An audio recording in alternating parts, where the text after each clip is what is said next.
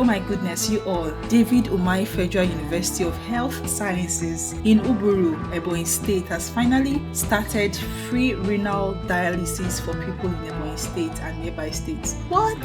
When I first heard of this news, I was so shocked. This means that patients battling with kidney can finally get treatment without worrying about huge hospital bills. Wow. Now, here's where it gets even really interesting for me. This university is not just about dialysis. They're also into serious medical research, focusing on life-threatening diseases like cancer and kidney failure. The Vice Chancellor, Professor Jesse Uneke, spilled the details just 2 days ago, and let's just say this school is really doing big things. How come we're not hearing all of this big news on the internet? That's why we at Ebonyi People TV, we can't wait to always bring you all of this amazing updates to your screens. Now, the David Umahi University now have a cancer research center where they study prostate cancer, breast cancer, and cervical cancer. Yes, and guess what? They even have a fully equipped optometry and ophthalmology department upstairs, while their clinic operates downstairs. Now, here's the part that got me super excited.